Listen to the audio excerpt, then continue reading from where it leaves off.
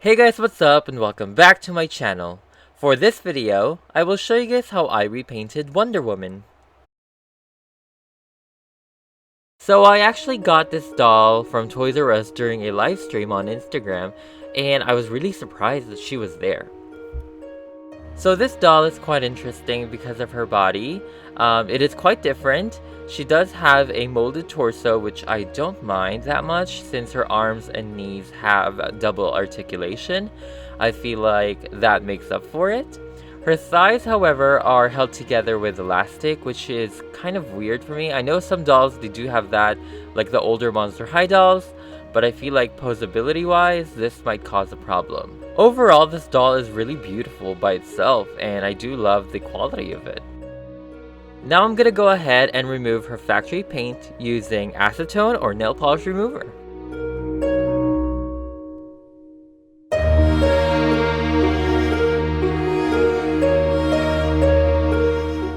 Before I spray her face with Mr. Super Clear, I actually do clean up her face with water, just to make sure there's no residue.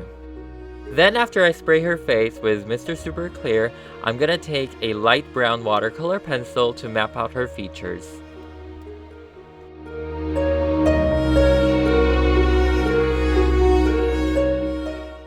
For a realism style of repaint, I try to work on a lot of layers and build it up little by little. Now I'm taking white watercolor pencil to draw out her scleras.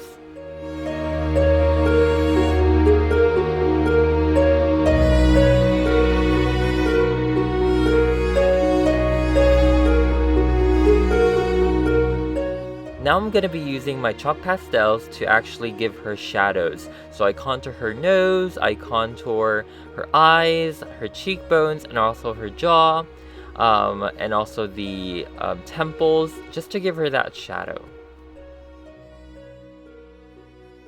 For her lips, I tried my hardest to keep it natural, so I mixed a lot of reds, peaches, and pinks throughout the entire repaint process.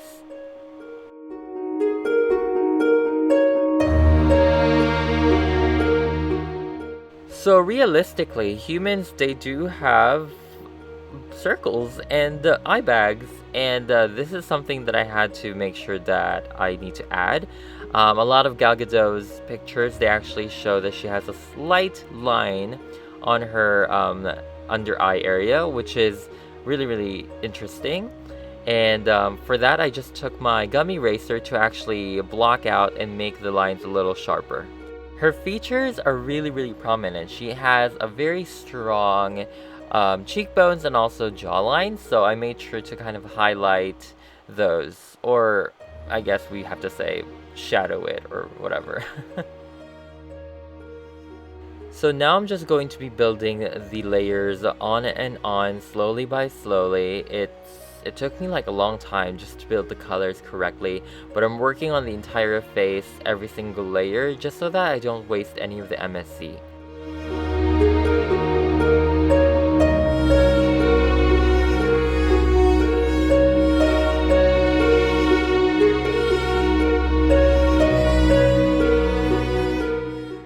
So for Gal Gadot, her brows are actually quite arched and they look really cool, but I had to make it really natural looking so that the repaint will look natural and lifelike. So I'm taking my gum eraser and I'm just taking out all the harsh pigments. I realized that when you have too much black going on or there's too much harshness, that it can actually look flat and it doesn't translate realistic enough. So I tried to work really hard to keep my blacks in balance, and I just worked a lot with a lot of browns.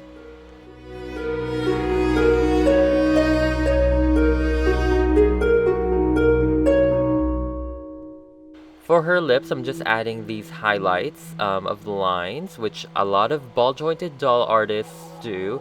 It looks really good on dolls, so why not? And you humans actually have that. And I'm also giving a shade under her lip so that there's more dimension.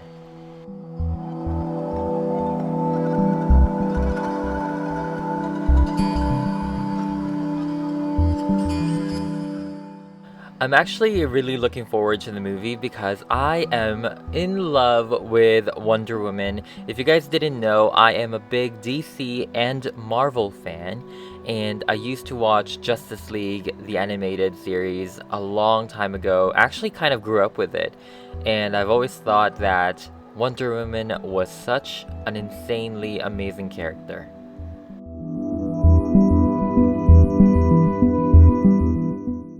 I feel like this movie actually brought out a lot of her Amazonian roots. You know, everyone talks about her being an Amazon princess, but before she never really looked like it. She was just like a standard superhero with red, white, and blue.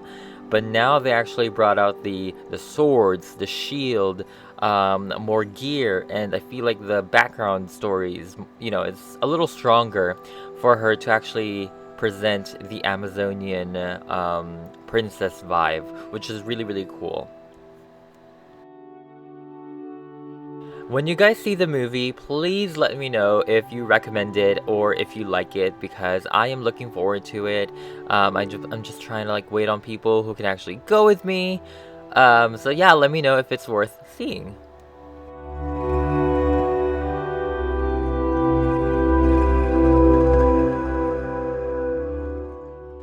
So I'm just adding some eyelashes and eyeliner. I'm not making it really, really opaque and dark because, like I said, it can give off a flat vibe. So I'm still taking it off with the eraser. And I'm also adding the shines on her eyes because why not? She needs to be lifelike. And I'm also adding more white to her teeth.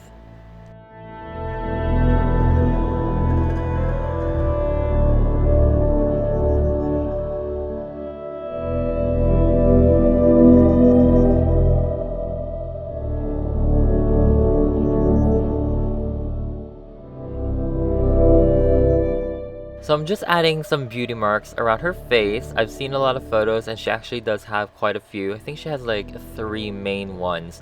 So I made sure to add that, but also not make it too dark. I'm also giving her some sideburns and also some baby hairs just to make it more realistic when she does look towards the side. I feel like because of the harsh rerouting, it's just like there. So why not? Now I'm just going back with the black just to give her eyes more of a striking look and appearance. And I'm actually giving a shadow onto her actual pupil. And that's pretty much it. And we're also going to give a shine towards her lips just so that it's a little more glossy and natural looking.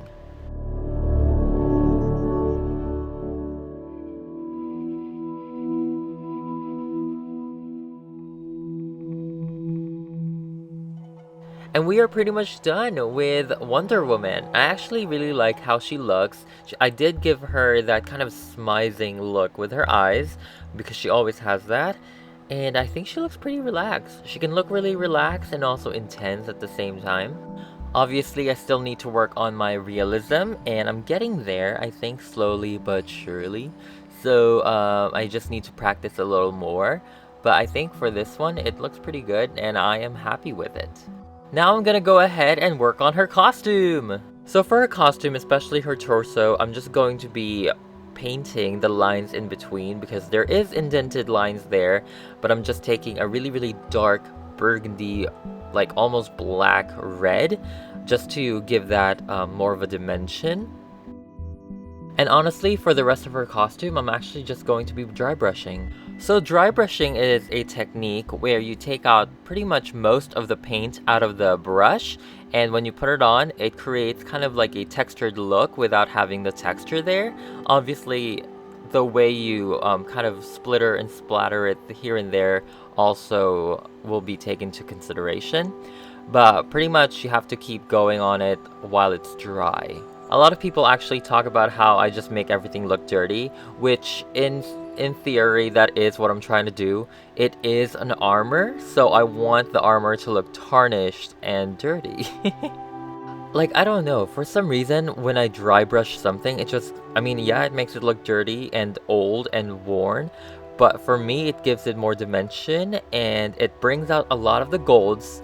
For some reason it actually makes it look more metallic, and it just gives me life. It gives the piece more, like, I don't know, awareness. So this is her finished torso, and as you can see, it's more shiny, and I don't know, it's better. To me, it's better. And the metallic gold is more metallic. I'm gonna be doing the same thing to her tiara, her boots, and actually her entire collection of accessories.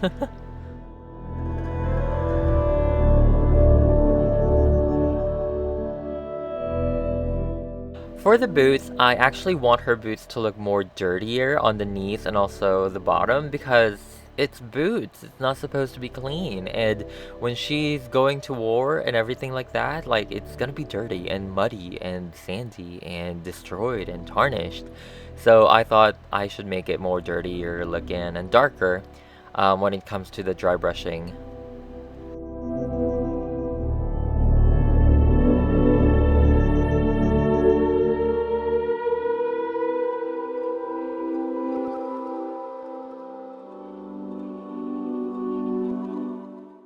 So here is a full view of her boots now, and you guys can see like it looks a little more alive and realistic, and it just correlates better with her costume as well. So I like it. I like it. I really, really like it. For her bracelets, it's so interesting because they actually molded it to be like tarnished and scratching, and they have all of that molded in there. They just didn't have the paint job. So as you can see over here, it's there. Like you have all the X's from like sword fights and stuff. So I'm just going to highlight this with gold and also dry brush it so we can actually see the details of this amazing bracelet.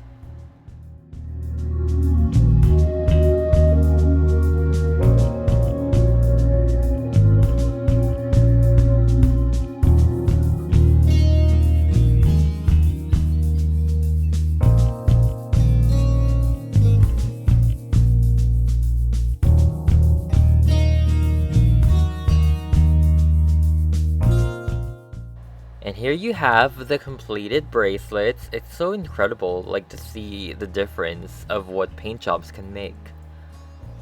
So this was the time where I realized that I actually got an older version of Wonder Woman. I actually got the Superman versus Batman version instead of the new movie Wonder Woman because her shield is different, and apparently her body is different too from what people have said.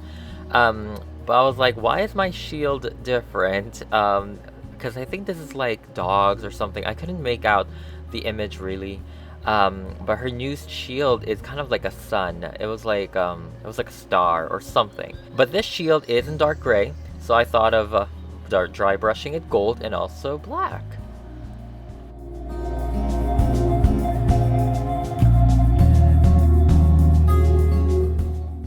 For this sword, we're doing the same exact thing, just not as exaggerated, and I'm also dry brushing the silver part, actually like a dark metallic silver. Not necessarily black, because that can be too much, and I want this to look more metallic and vibrant.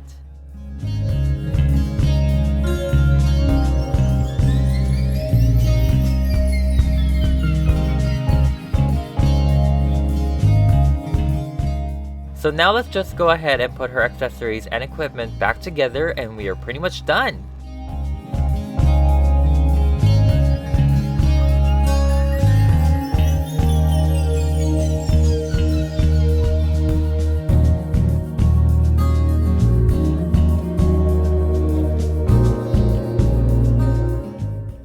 If you guys want to see more before and afters and also more detailed pictures, go ahead and check out my Instagram page, @Hexchin.